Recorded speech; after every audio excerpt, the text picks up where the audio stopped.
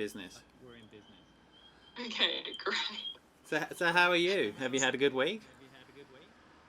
Yeah, good week. I'm writing a book at the moment, Oh, good one. and yeah, and it's gone to the typesetter, and I actually just got the first pages back this morning, so that's pretty exciting. So Oh, it's congratulations. been a busy week. Yeah, thank you. And this is my first book, so I've sort of been like reading blogs and watching YouTube videos of like how do you launch a book and like how best to promote it and all of those things. So you might even have tips for me. Well, but based on the success of my last book, probably not. Um, but have you self-published or are you with a publisher? With a publisher, so Pan Macmillan, they actually Great. approached me and asked would I be interested in writing a book about climate change and food systems, Great. and I love writing. So yeah, hopefully they'll give me some good guidance. Yeah, for sure. Well, your book will be, with any publisher, your book around launch will be hot property. So they have a marketing stream and a publicity stream that promotes your book, and then I guess anything outside of that that you can do yourself by, probably stuff that is probably within the, probably very familiar to you, doing like events, small or large, like just to, bring awareness to the book, and obviously social media obviously helps. But well, congratulations, that's very exciting. What's the book called? Are you allowed to share? Um, I don't know. Am I allowed to share at this stage? Okay, maybe not. Well, just between you and me. So it's called Our Sunburnt Country. Our sunburnt country. Good So one. yeah, it's sort of well, obviously it references Dorothy McKellar's poem and like that love of Australian landscapes and desire to look after them.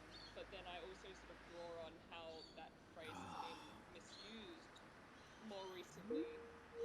Oh, are you still there?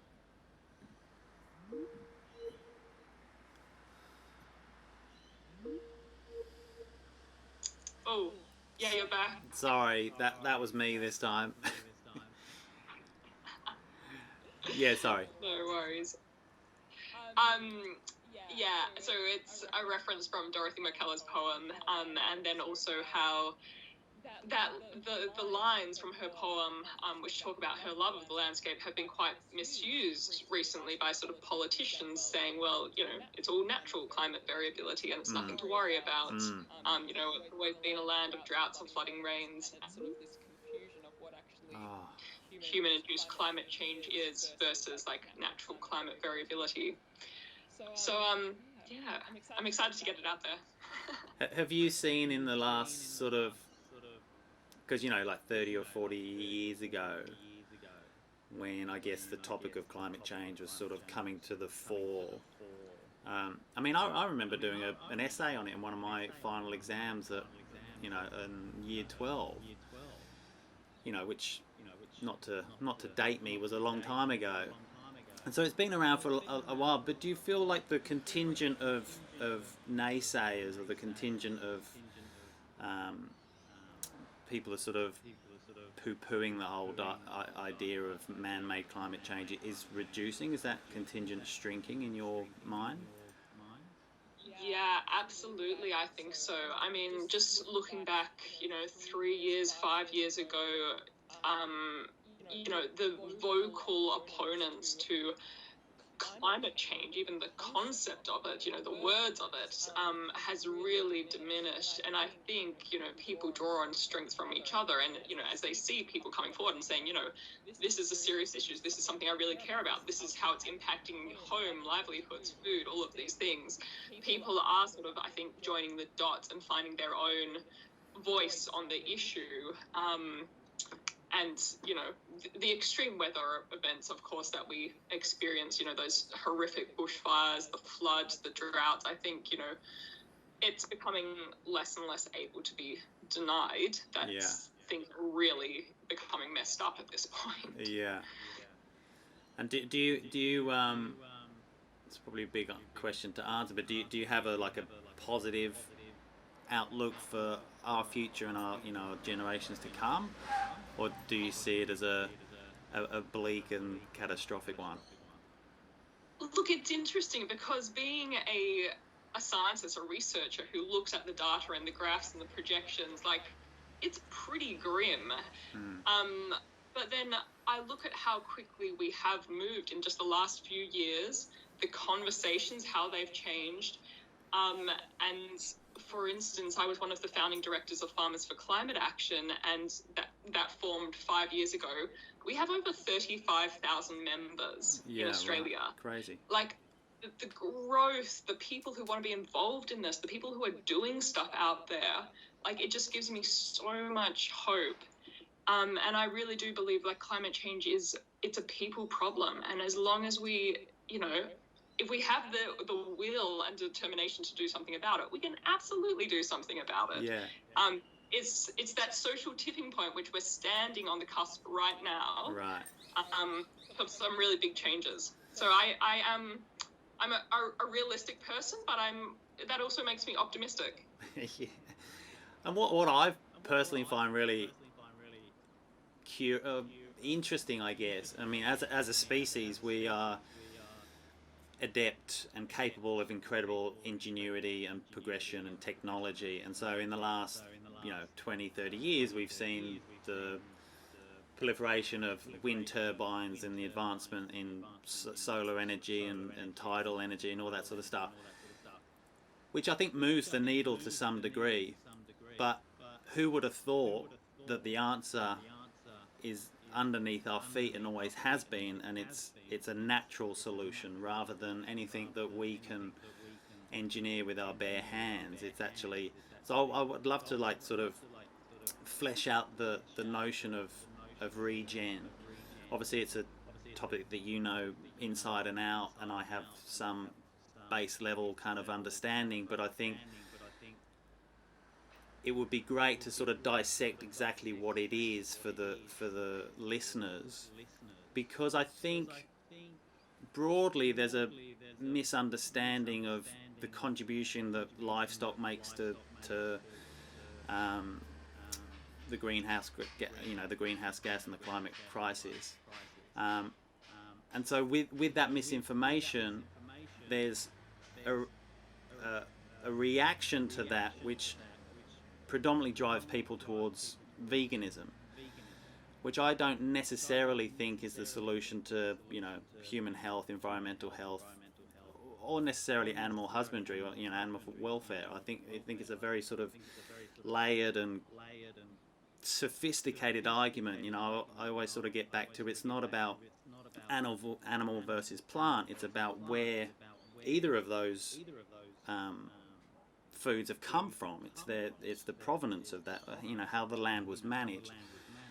So I guess if you can, I guess, unpick exactly what regen is and how it could potentially sort of benefit us from a global perspective. Sure. Big question. I know. Sorry. I'm just thinking, I'll probably jump here, there, and everywhere, and there's lots of things that I want to ask you, but I think out the gate, let's sort of put on the table what we're talking about, and because there's lots of people that are hearing regen, and I think we're getting to a point where there's obviously been an echo chamber for a number of years with people like yourself and lots of producers and farmers and advocates, and I feel that echo chamber is just starting to leak into the public consciousness, and so people are going to start hearing it if pretty soon, if they haven't already. So I don't feel like there's a better person than you to kind of explain it. I'll give it a shot. So regenerative agriculture, it is about the regeneration of our ecosystems, our farming ecosystems, and our food ecosystems. So obviously the farm ecosystem it has so many different amazing components, and it's the soil, it's the water, it's the biodiversity, it's our livestock, it's our crops, it's the people, it's community.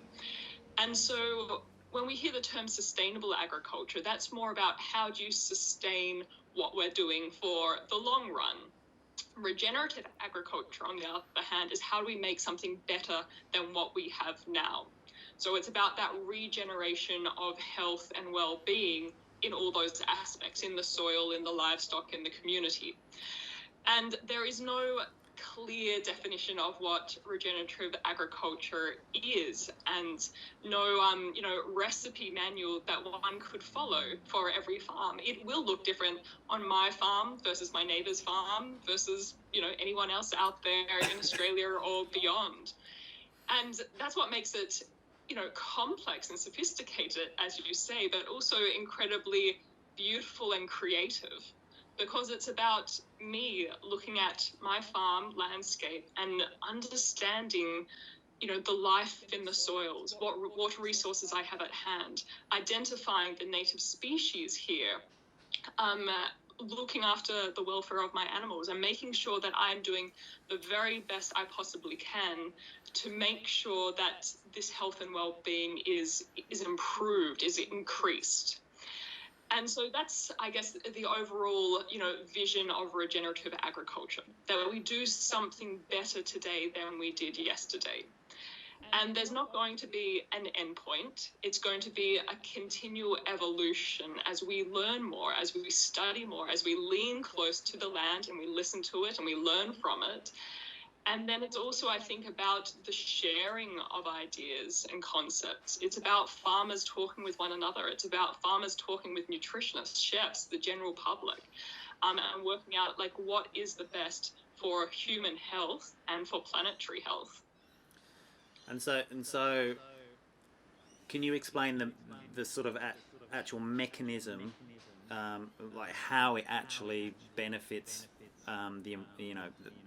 when we're talking about the climate change and regen, they sort of go hand in hand. But for many people, the relationship is a bit of an anomaly, or there's a bit of confusion. If you can dissect the mechanics of that would be great. Yeah, sure. So let's focus on the carbon system in the agriculture system itself. So farmers manage this huge landscape here in Australia, and so we obviously are managing the soils, and the vegetation are carbon stores. And so when we look after the vegetation and the soils, that means that there's greater carbon concentration in those places. When they're poorly managed, as in when we overgraze grasslands, when we remove trees, when we till soil, carbon that has been stored is released as carbon dioxide into the atmosphere. Carbon dioxide is the greatest contributor of climate change. It's one of the main greenhouse gases up there, which is destabilizing our climate system. So the idea with regenerative agriculture and the carbon cycle is, how do we make sure that we're not releasing that carbon to the atmosphere more than we want to? And also, how do we draw down carbon that we've already put up in the atmosphere in excessive quantities? How do we capture it? How do we draw it back down? And so that's looking at, planting more tree species. That's looking at how do we improve carbon concentration in our soils? What does that mean? For a farming practice, that might mean reducing tillage or going to a no tillage system.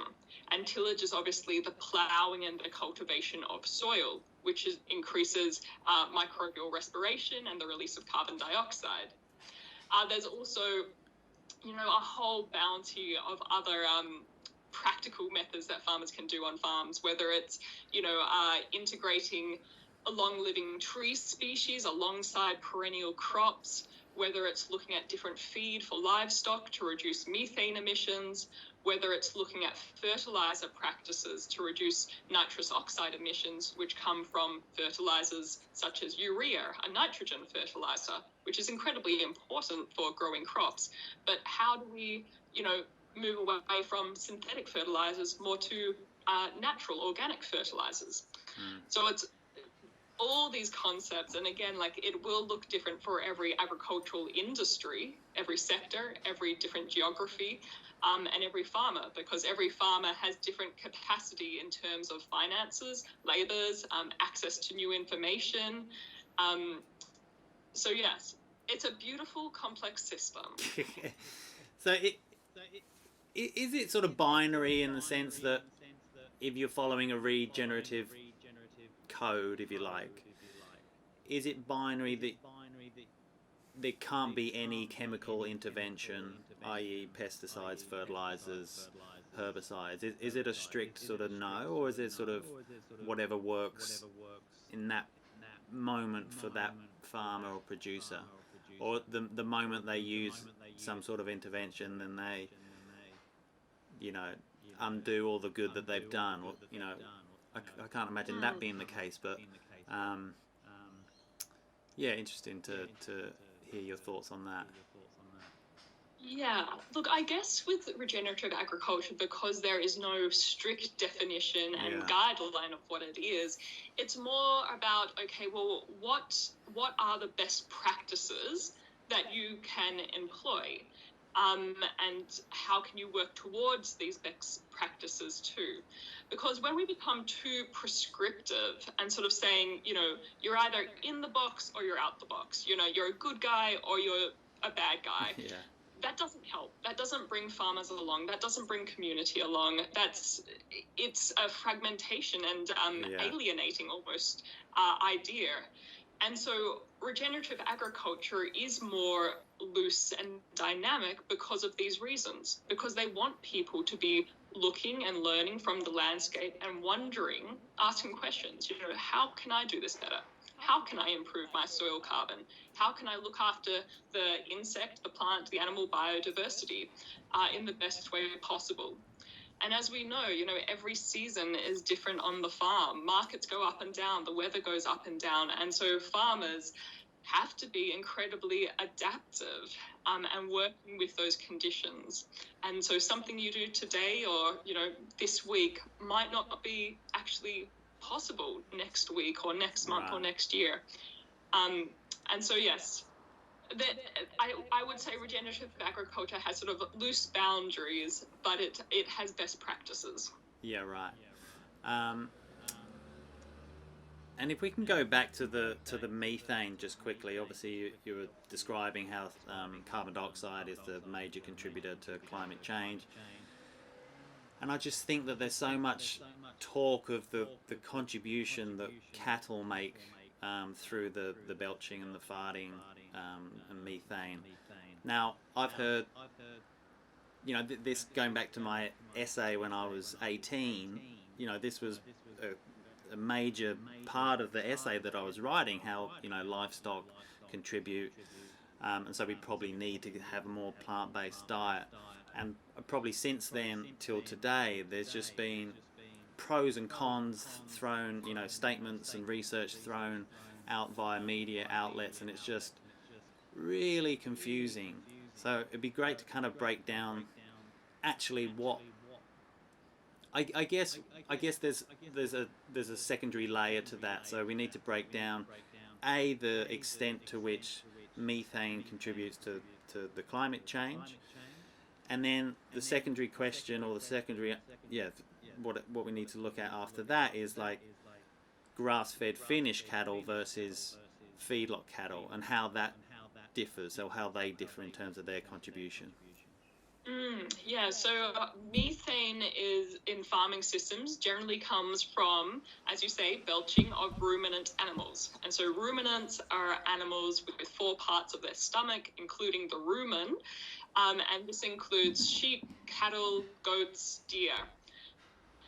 And when these animals, they eat their forage, they graze on the vegetation, the microbes in their gut break it down and they belch out methane. And methane is a very important and strong greenhouse gas.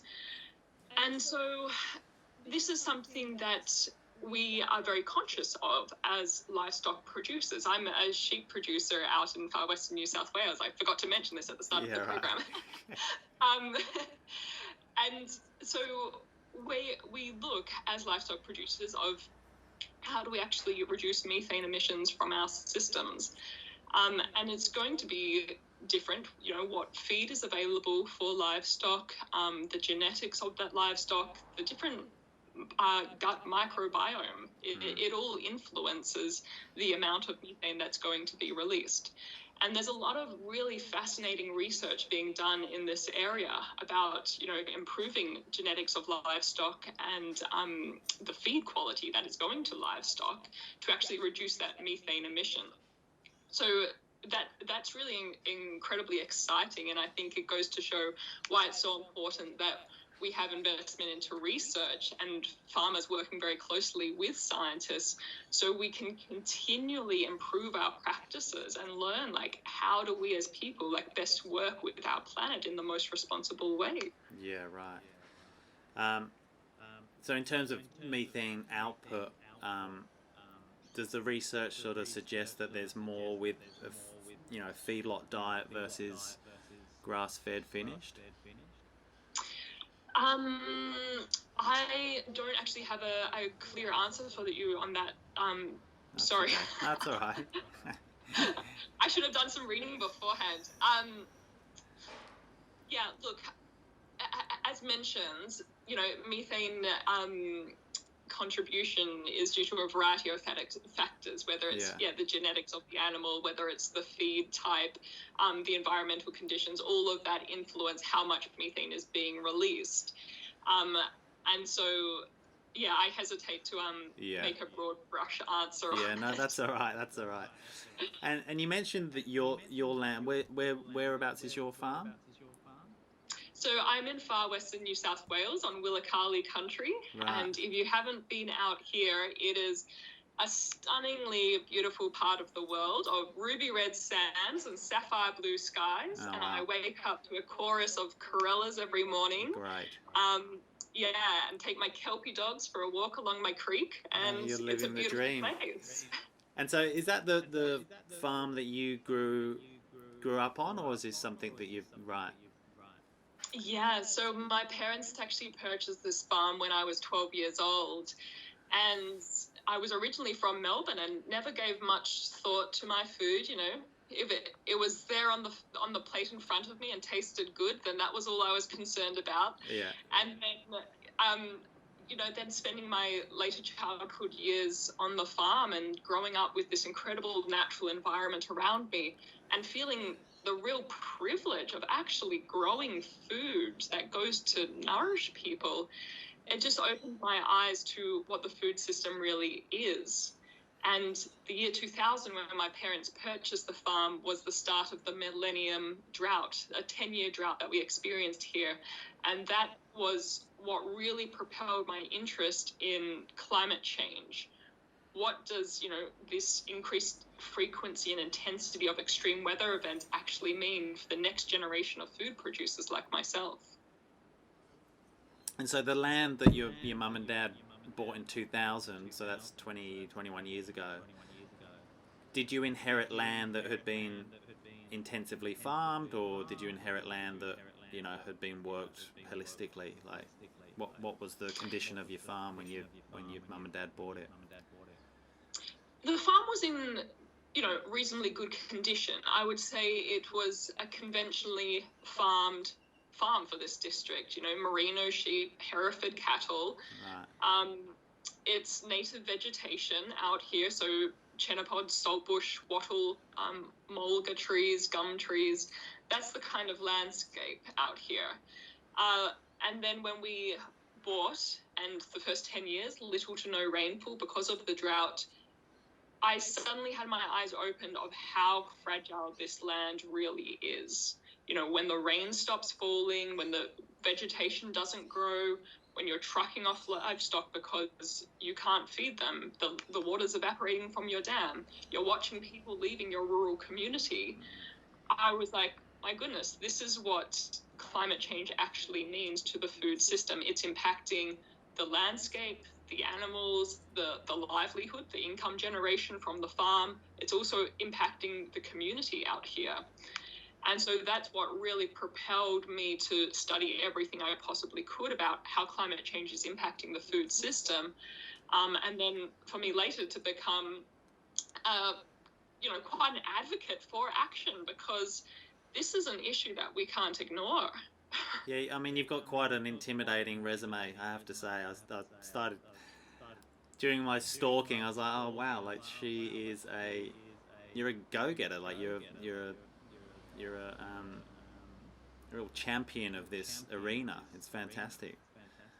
Good on you. Well, thank you. But I think it comes from a place of love and respect. I look out the window of the land that I am so privileged to stand and work on, and I feel such a connection to it and sense of belonging and a sense of respect that this this land is in my care at this point in time, and I have to do whatever I can to look after it. And I look at the science and I look at the projections, and it's pretty dire for this place. And so if I don't speak for it, who is? If I don't do the best that I can to look after my livestock, who is going to do that? And so even though I'm, a very introverted person and I'd love to just be in the sheep yards talking to sheep all day, that's not going to tackle climate change. Yeah, right. And so I will share my story, and I will, advocate for greater action on climate change within the farming community, because that's what we actually need. Well, I think you hit the nail on the head where when you're talking about love and connection to nature. I mean, that sort of is the essence that I guess that cradles regen farming, right? Because you're working with nature. Nature is your business partner, as opposed to conventional farming or intensive farming. You're pushing nature away at every junction, aren't you? You're putting pesticides and herbicides, and you're not. It's almost like the soil and your property is purely a commodity, and let's just get as many get the biggest yields that we can, rather than sort of taking in all those things that you mentioned: love, connection, nature, community, and let's foster a holistic, connected, not just farm, but community. I think that's what weaves through regen farming. I don't. Yeah. Yeah, I was just going to say, I just don't see that. That those elements in the other form of farming. The other form of farming, I mean, I'm sure we've all seen the documentaries on Netflix, is a grotesque form of farming. Like we've it's evolved and morphed into something quite horrific. Those the feedlots. I mean, when I think of feedlots, I think predominantly the States. I think they've got a pretty abhorrent methodology when it comes to particularly cows. But it's so far removed from that love and the connection that you've been talking about. Yes. I think it's also important to ask why those systems have evolved. Why are we seeing what you mentioned there as like the intensive farming, the application of synthetic fertilizers, of pesticides, of tillage of the soils, that drive to produce larger quantities, but of less quality, and that are potentially doing long-term damage to the landscapes. And I don't think it is, as these things never are, a clear, good versus evil thing. And I think it's also important to look right along the food system and actually what's driving these kind of practices and, those kind of farms to be set up. I go to the supermarket and I see imported food, highly packaged foods in cans and wrapped in plastics. I see advertisements on TV going down, down, down. Get your price down, the cheapest possible price. That's what you, as the consumer, want. Not to name any names, though. Hey. But this is what consumers. This is what the urban, 90%, 99% of the Australian population who do not. We are being encouraged to eat out of season food, highly packaged and processed, imported from a long way away, and being encouraged to want it at the the cheapest possible price all year. How is a farmer supposed to put aside revegetation plots and conservation reserves when they can barely break even? How can they, truck their oranges to the market when it's cheaper to import them from California? I've lived in rural towns where I walk into the supermarket and there's Californian oranges on the shelf, and I drive out and I see the farmers plowing their oranges into the ground because they literally cannot sell them, that it's more expensive for them to truck them to that supermarket. And that is just mind-warping to me. And so it's not an easy answer of, I believe, that, okay, this...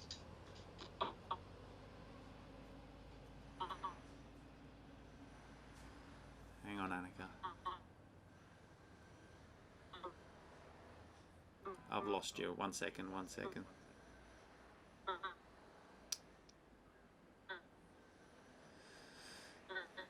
Can you hear me?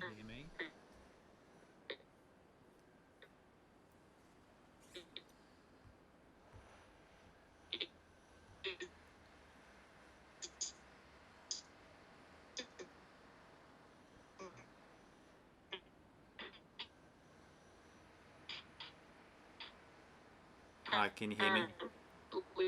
Evil. Yeah, okay. Working from my end. Oh, I think I've got you again. Oh, you got me again? I've got you again. So you're on a beautiful roll then, and then it all went all disconnected. So sorry. Yeah, I could see and hear you quite clearly, so I don't know, if it was my end or not. Yeah, I don't know. Do you want to pick that up again, or is it gone into the ether? I think, the take-home message from that rant was that, everyone is involved in the food system, and I think we all need to look at the meals on our plate and ask questions of it. Where has this food come from? What price am I paying for this food? What kind of food system am I encouraging?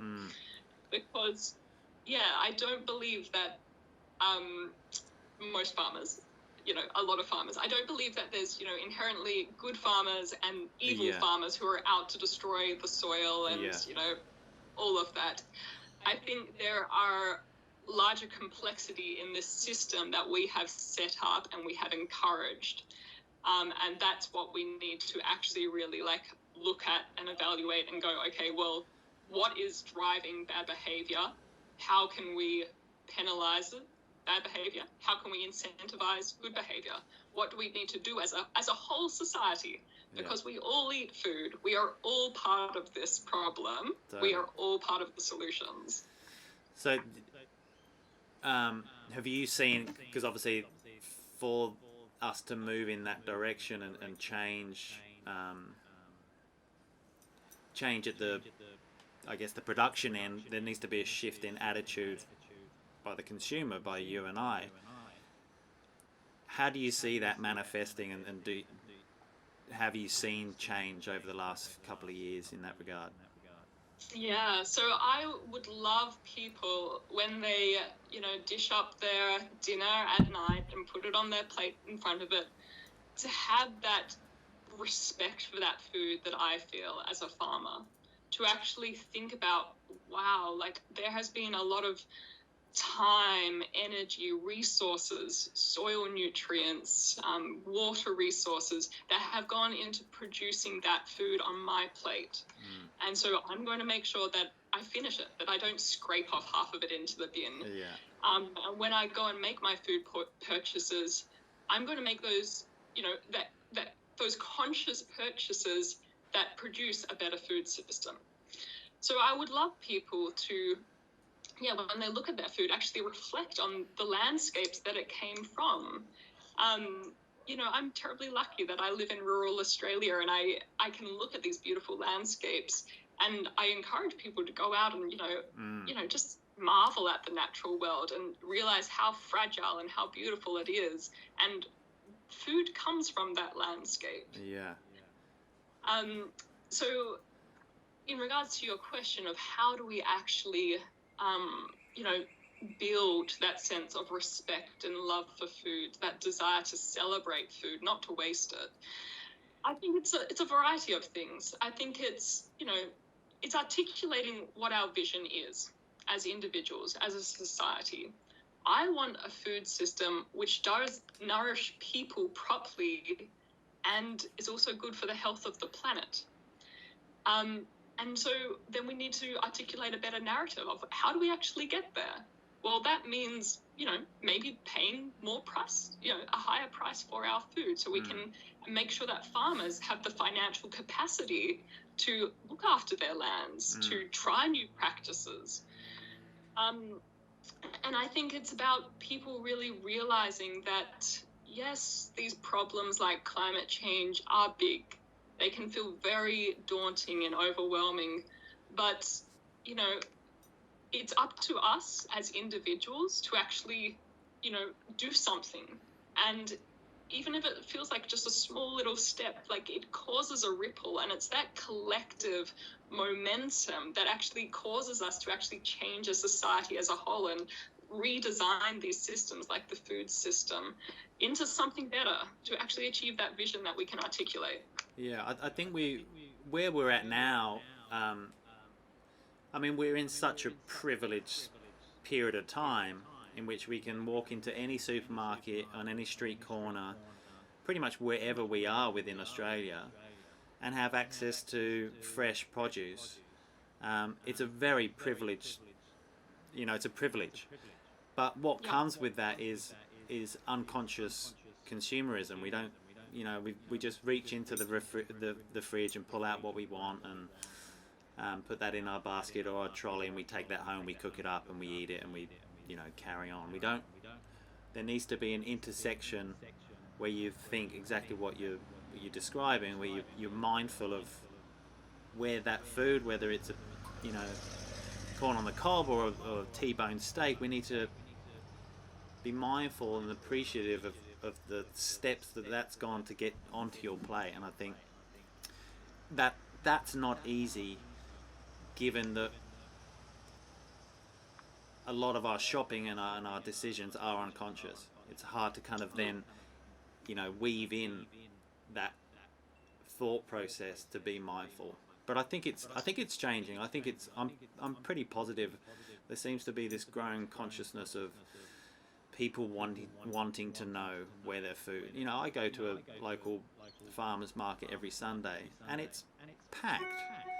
Yeah, you know, fantastic. there's like independent growers and producers from meat to to eggs to pickles and olives, and you know, and there's clearly enough people that warrant that market to be there week in, week out, which Yeah. tells us something, I believe. And that's just in one suburb in Sydney. You know, that's replicated across the country, and I think it's a telling sign that we're heading in the right direction. Exactly. And I don't think, you know, this isn't about making people, you know, feel bad or exhausted of like, No, oh, not at there's so all. many issues to deal with.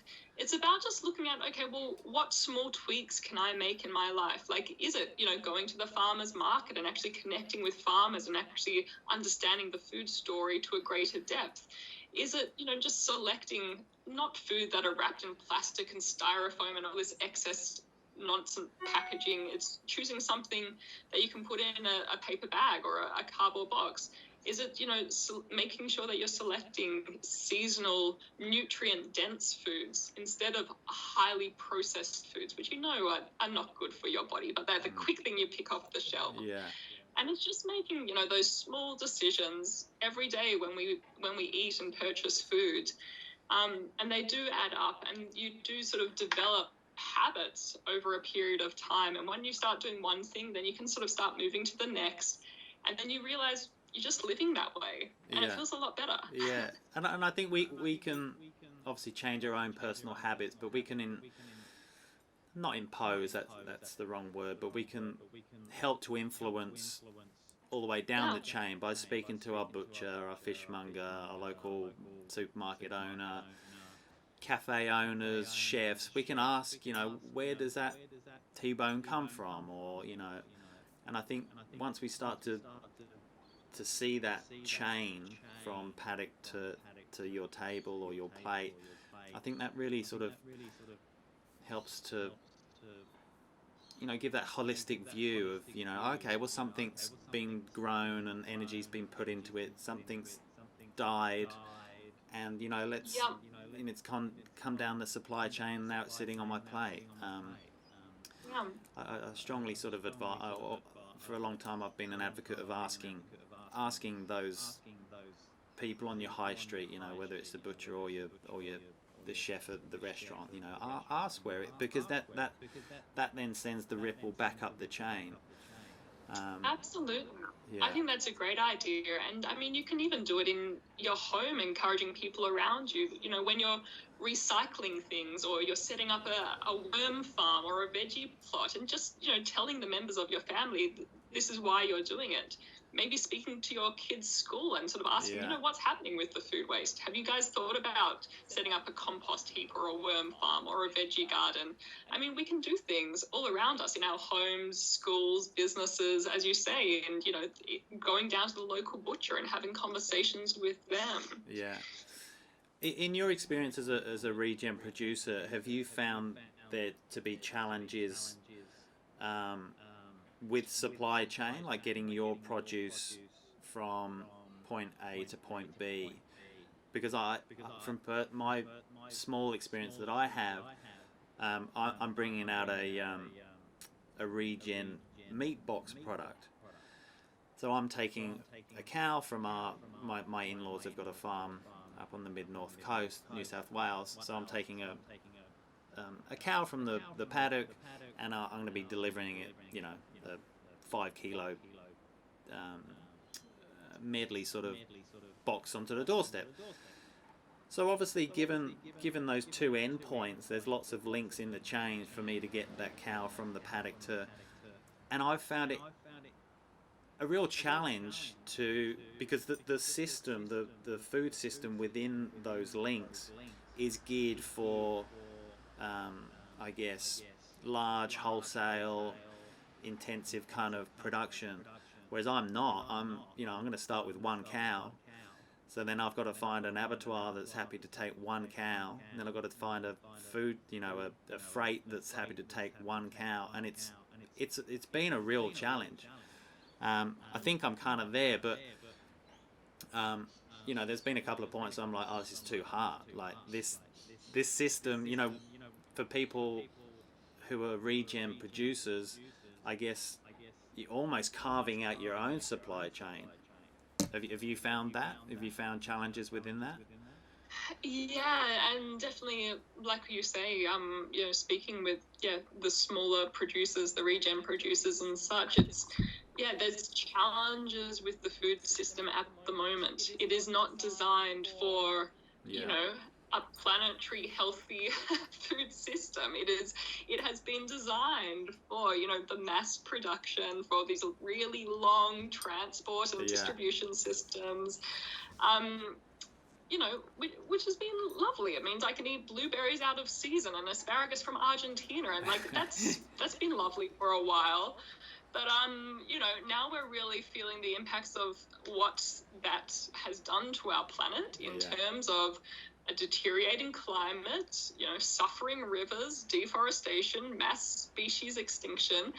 We are really seeing the impacts of humans misbehaving, not treating the planet properly or fairly, and creating systems that are just so totally out of alignment with what nature can sustain.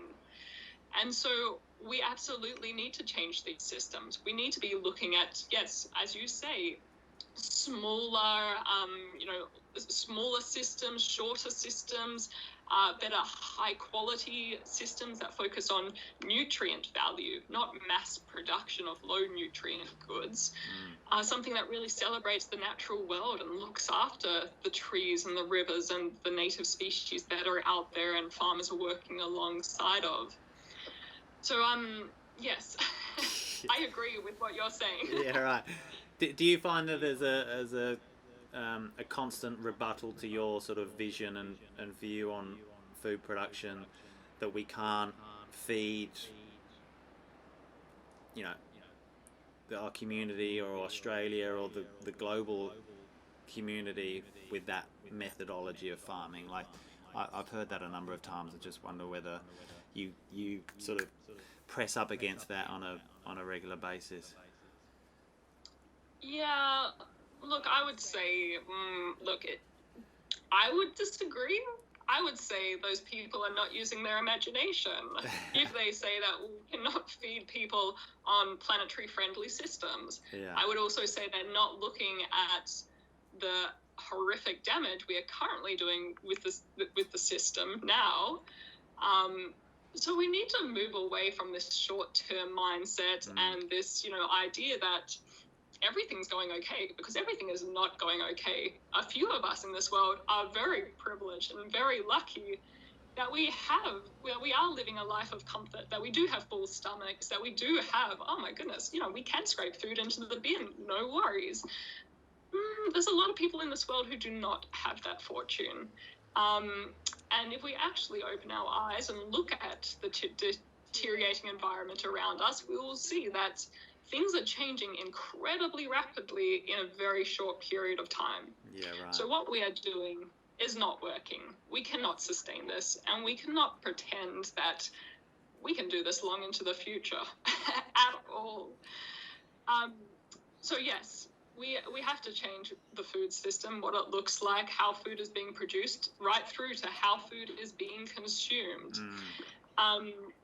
And yes, we're going to have to get creative about it too. Yeah. We're going to have to use our imaginations. We're going to have to think of a better vision, and we can do that. Yeah, well, absolutely, we can do that. Well, I think the World Health Organization have claimed that there's about 60 harvests left, of good quality topsoil, which is, we have to move now. Like that's gonna go in the blink of an eye. Like we have to make change now.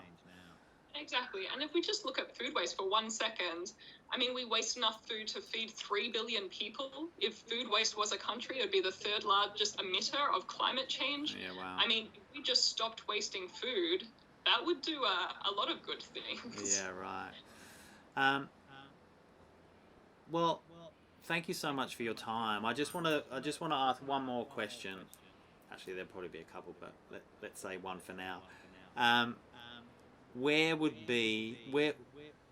you point someone as a really good resource? Obviously, discounting your book because it's not out yet, but where someone who's sort of got their ears pricked and looking over the fence, they're intrigued by the whole holistic food system. Like, where would you point them? Like, what's a great resource for that? Have a look at Farmers for Climate Action, because they've got a terrific website with a whole lot of really good resources there that you can learn about soil carbon, cost of food, better, supporting farmers, what climate change actually means to food production. They also run webinars nearly monthly, and they are incredibly active on all the social media platforms. So if you're wanting to learn more and keep up to date with what climate change means for the food system and how you can help out farmers, definitely head along to Farmers for Climate Action. And just on top of that, when did you say your book was out? My book is out at the end of August. End of August. Okay, I'll keep an eye out for that. All right. Well, thank you so much for your time and energy and all your wisdom. I really appreciate your time today, but also you flying the flag for all this stuff. It's so important. Thanks so much, Scott. It's been a great conversation with you. All right. All the best. Okay. Thank you. Take care.